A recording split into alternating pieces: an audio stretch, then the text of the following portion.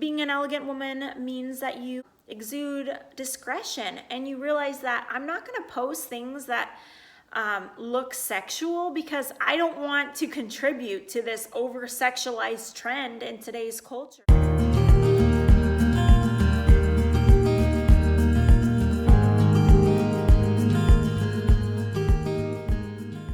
Hey guys, welcome back to my channel. I'm so glad to have you here today for my second part to my 2020 Elegance series. I've been having so much fun researching all of this.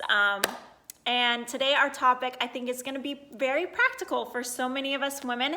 And that is, we're going to talk about how an elegant woman takes care and treats her body. So before we get into that, I just want to share, if you're new here, my name is Molly, and I make videos to encourage women, to help them be countercultural to the way the world is, and instead find fulfillment in Jesus Christ. So let's just get right into this video.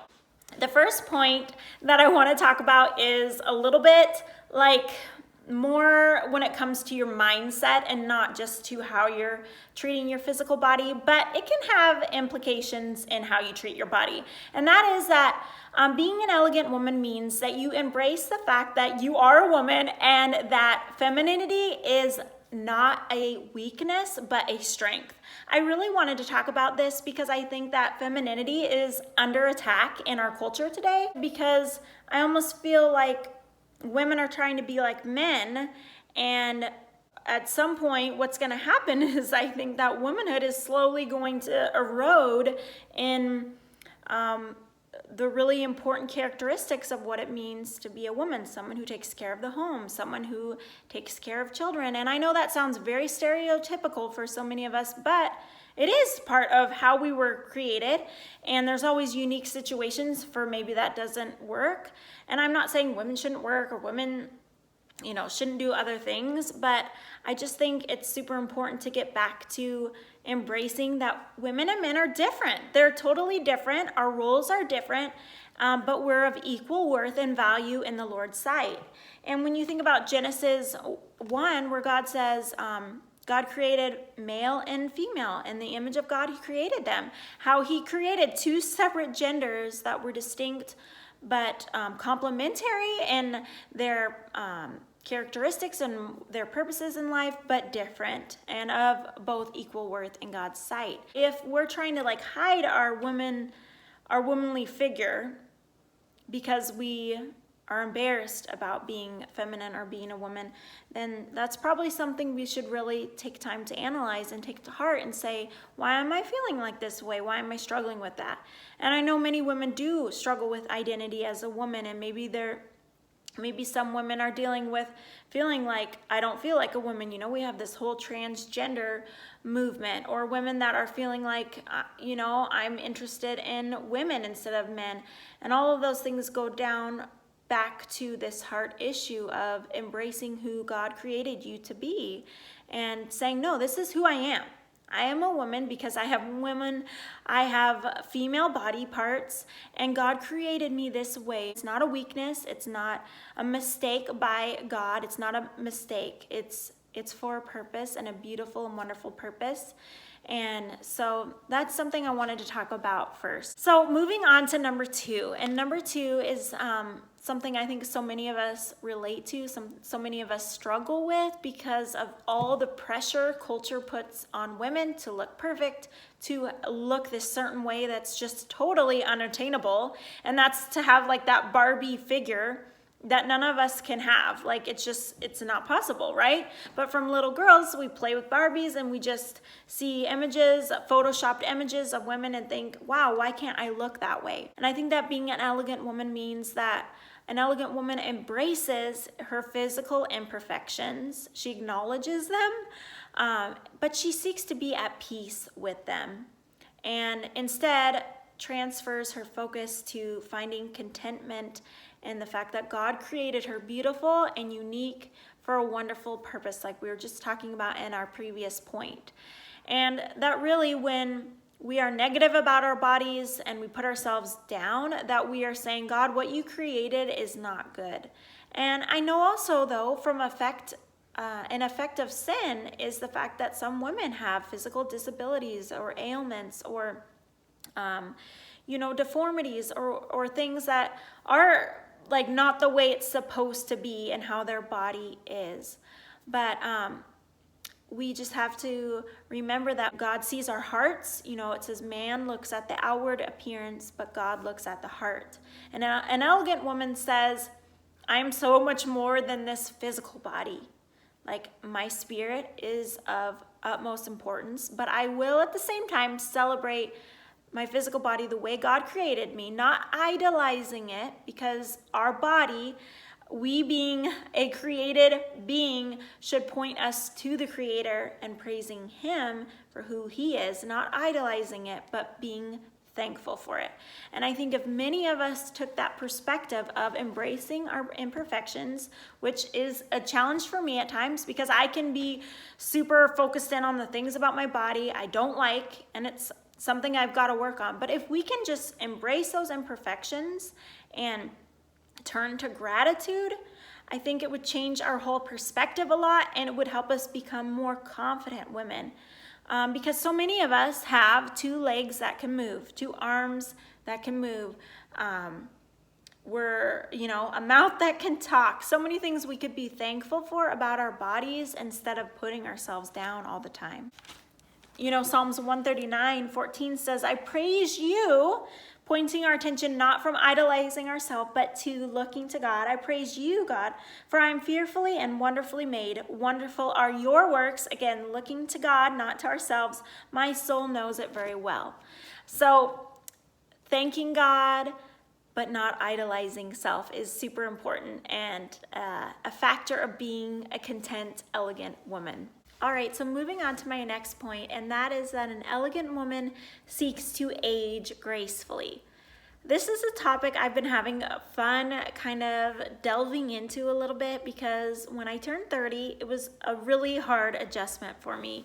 I felt like, I feel like when you're in your 20s, it feels like you're just eternally gonna be in your 20s, and then suddenly when you turn 29, you're like, whoa, I only have 1 more year of my 20s, then I'm gonna be 30, and I feel like I'm not gonna be young anymore. And I know if you're a couple decades older than me, you're probably laughing right now because you're probably saying, Molly, you're still young. Yes, I'm only 31. But I think I definitely struggled with it because of how the culture treats that being in your 20s is like the best time of your life, and you're never gonna be as beautiful again or something. And I know that's a huge lie of the world. And so I've been seeking to delve into what it means to age gracefully. And I think a big part of aging gracefully, I've discovered, is to embrace the aging process. That doesn't mean that an elegant woman, that as she gets older, doesn't take care of herself anymore, doesn't want to look nice, but it just means that you realize that getting older is inevitable. And it's just kind of silly when, so many women today are trying to reverse the clock and continually look like they're in their 20s when they're 50, 60. And that's just not possible. And, we have so much plastic surgery and all that, which I would encourage you to watch my video I did about plastic surgery if you want to hear some thoughts I have about that. But I think it's so beautiful when women let themselves age and look a little bit older and not being embarrassed or ashamed of age. One thing I noticed myself I was doing was sometimes I was making jokes about my age and being like, oh, I'm getting a little bit older. And I said to myself, I need to kind of stop doing that, because underneath that was insecurity on my part of, oh, I'm 31 now, comparing myself to someone in their 20s. And so I've been trying to just stop doing that as much, and just trying to accept that I'm getting older, but with getting older comes wisdom and more maturity. And I love this verse. It's been an encouragement to me as I turn 30. Again, I know it sounds funny, but for me, it was hard for me to get into my 30s. And I think part of it was the fact that I'm single still.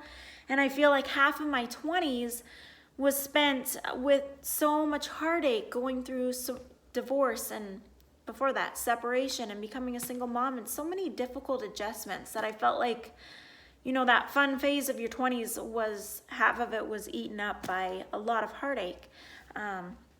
But I know my 30s are gonna be great because it already has been just a year, 2 years, 30 and 31 now, of growing more, so much more as a person. And this verse says, so we do not lose heart, though our outer self is wasting away, our inner self is being renewed day by day. And I love that verse because it just talks about how aging and getting older and our physical body wearing away, that cannot touch her inward spirit. And we can be renewed day by day. We can grow as a woman, as a follower of Christ, as we get older. We can become better with age, not worse. And I think a lot of it for women especially is based on fear and on these thoughts of, will I not be beautiful when I get older? Will I not be as womanly as I get older? Will I not be as important and as special as I was when I was in my prime, in my 20s or 30s or whatever?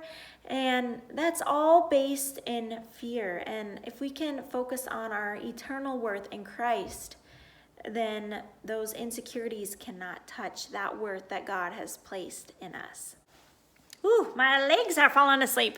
All right, last point, which I think is very relevant when it comes to social media and the world of social media, and that is that an elegant woman does not use the excuse of fitness accomplishments, pregnancy, or even the summertime swimsuit time to use as an excuse to flaunt her body. I think this is very important because the mark of an elegant woman is the fact that she has self-control when it comes to her physical body. She doesn't need the adulation of other people to tell her that she's of worth and of value. And I think a lot of times things are posted on social media because we want to feel good about ourselves. We're all guilty of that. I'm guilty of that. But also I think being an elegant woman means that you exude discretion, and you realize that I'm not going to post things that look sexual because I don't want to contribute to this over-sexualized trend in today's culture. I want to be someone who has discretion, that realizes there's more value in being a little bit covered and not flaunting everything about my body. Let's have some mystery here a little bit. And you might think, why did Molly pick those 3 different topics of fitness, accomplishments, pregnancy, and swimsuits? Because I think those are the 3 things that came to my mind where women use as an excuse to be practically naked sometimes. Even pregnancy, it's so crazy to me that now there's this trend of having photos where you're almost naked for a pregnancy photo, or even a photo of you nursing. That makes me sad because motherhood should be beautiful and classy, not something that is sexualized. So that's all that I have to share today with how an elegant woman cares for her body. I want to know which one was your favorite of the points that I shared, and just love to hear any thoughts you have about this topic of caring for our bodies. You guys, thank you for joining me on this series. I'm loving this series. I hope you are too. Don't forget to like this video if you enjoyed it, and I will see you guys in my next video. Okay, bye.